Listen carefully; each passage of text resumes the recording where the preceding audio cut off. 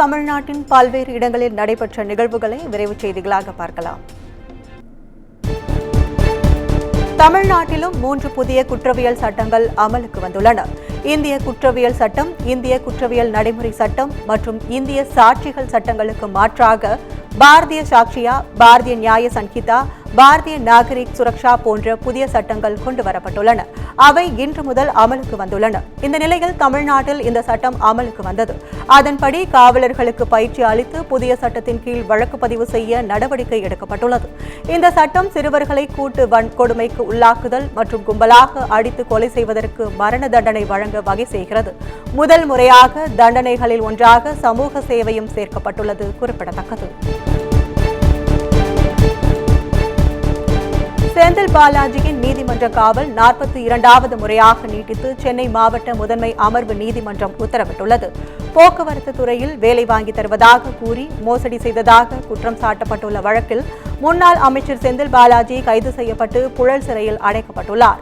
அவரின் காவல் இன்றுடன் முடிவடைந்தது.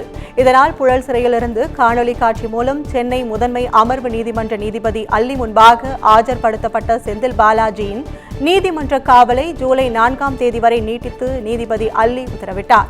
இதன் மூலம் செந்தில் பாலாஜியின் நீதிமன்ற காவல் 42வது முறையாக நீட்டிக்கப்படுவது குறிப்பிடத்தக்கது. தான் நினைப்பதை குடியரசுத் தலைவர் சபாநாயகர் மூலமாக மத்திய அரசு கூறி வருவதாக மக்களவையில் திமுக எம்பி ஆர் ராசா குற்றம் சாட்டியுள்ளார். மக்களவையில் குடியரசுத் தலைவர் உரை மீது நன்றி தெரிவிக்கும் தீர்மானம் தொடர்பான விவாதத்தில் திமுக எம்பி ஆர் ராசா பேசினார். அப்போது சிறுபான்மையினர் பட்டியலினத்தோரை மத்திய அரசு ஒடுக்குவதாகவும் திராவிட மண்ணில் பாஜகவுக்கு மக்கள் பாடம் புகட்டியதாகவும் கூறினார். 8 முறை பரப்புரைக்கு பிரதமர் மோடி வந்தும் திராவிட மண்ணில் பாஜகவுக்கு மக்கள் பாடம் புகட்டிவிட்டனர் எனவும் அவர் குறிப்பிட்டார்.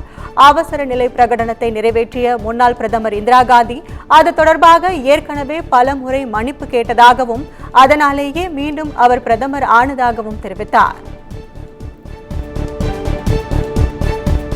கேரள மாநிலம் திருச்சூரில் பருவமழையொட்டி அதிரப்பள்ளி அருவியில் தண்ணீர் ஆர்ப்பரித்து கொட்டும் காட்சிகள் இணையத்தில் வைரலாகி வருகிறது. இந்தியாவின் நயகரா என அழைக்கப்படும் அதிரப்பள்ளி அருவி கேரளாவின் மிகப்பெரிய அருவி என அறியப்படுகிறது. இந்த அருவியில் 80 அடிக்கு மேல் இருந்து நீர் விழும் நிலையில் அதனை சுற்றியுள்ள பசுமையான சூழல் இருப்பதால் மழை காலத்தில் அருமையாக காட்சியளிக்கும். இந்நிலையில் பருவமழையை ஒட்டி அருவி ரம்மியமாக காட்சியளிக்கும் நிலையில் அதிரப்பள்ளி அருவியை காண சுற்றுலா பயணிகள் குவிந்து வருகின்றனர். தொடர்ந்து அருவியின் ஆர்ப்பரிக்கும் காட்சிகள் வெளியாகி இணையத்தில் வைரலாகி வருகிறது. நாளை நடைபெறும் அண்ணா பல்கலைக்கழக பட்டமளிப்பு விழாவை அமைச்சர் பொன்முடி புறக்கணிக்க இருப்பதாக தகவல்கள் வெளியாகியுள்ளது. தமிழக ஆளுநர் RN ரவி பொறுப்பேற்றது முதல் அவருக்கும் ஆளும் திமுக அரசுக்கும் மோதல் போக்கு இருந்து வருகிறது. உயர்கல்வித்துறை தொடர்பாக தமிழக அரசை ஆளுநர் விமர்சிக்கும் போது எல்லாம் அதற்கு அமைச்சர் பொன்முடி காட்டமான பதிலடி தருவதை வழக்கமாக வைத்திருந்தார். ஆளுநர் பங்கேற்ற பட்டமளிப்பு நிகழ்வுகளையும் புறக்கணிப்பு செய்திருந்தார். இந்த நிலையில் நாளை ஆளுநர் RN ரவி பங்கேற்க உள்ள அண்ணா பல்கலைக்கழகத்தின் பட்டமளிப்பு விழாவை பொன்முடி புறக்கணிக்கலாம் என திமுக வட்டாரங்களில் தகவல் வெளியாகியுள்ளது.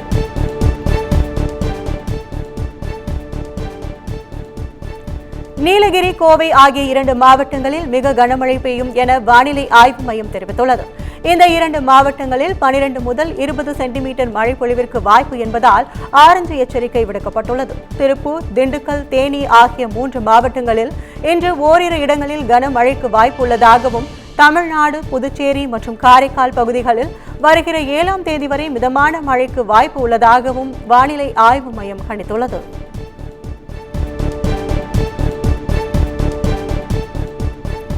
வெப்ப அலையால் 10 தமிழக ஹஜ் பயணிகள் உயிரிழந்துள்ள நிலையில் கண்காணிக்க சிறப்பு குழு அமைக்கப்பட்டுள்ளதாக அமைச்சர் செஞ்சி மஸ்தான் தெரிவித்துள்ளார். புனித ஹஜ் மேற்கொண்ட 300க்கும் மேற்பட்ட பயணிகள் சென்னை திரும்பினர்.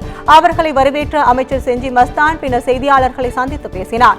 அப்போது வெப்ப அலையால் 10 தமிழக ஹஜ் பயணிகள் உயிரிழந்துள்ள நிலையில் கண்காணிக்க சிறப்பு குழு அமைக்கப்பட்டுள்ளதாக அவர் தெரிவித்தார். மேலும் இந்த ஆண்டு முதல் ஹஜ் பயணிகளுக்கு 25,000 ரூபாய் மானியம் வழங்கப்படும் என முதலமைச்சர் சட்டப்பேரவையில் தெரிவித்துள்ளதையும் குறிப்பிட்டார்.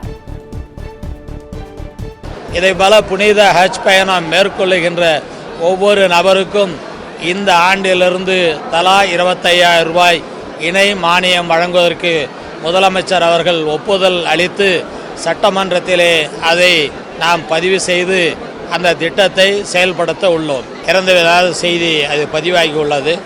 எனவே வந்திருக்கிற ஹாஜிக்கள் எல்லாம் சொன்னார்கள், ரொம்ப சிறப்பாக இருந்தது, பயணம் வெற்றிகரமாக இருந்தது, எந்த விதமான ஒரு பிரச்சனையும் இல்லை. ஆனால் அவர்கள் சொல்லுகின்ற நேரத்தில் அதை முறைப்படுத்தி சொல்லுவதில் அந்த நெரிசலில் ஏற்பட்ட பிரச்சனைகள் தான் என்பதை, எனவே எதிர்காலத்தில் அதை போல நடக்காமல் இருப்பதற்காக ஒரு குழுவே நாம் அமைக்க இருக்கிறோம். சவுக்கு சங்கருக்கு எதிராக பெண்கள் போராட்டம் நடத்தியது குறித்து வரும் 8ஆம் தேதிக்குள் அறிக்கை அளிக்க சென்னை உயர்நீதிமன்றம் உத்தரவிட்டுள்ளது.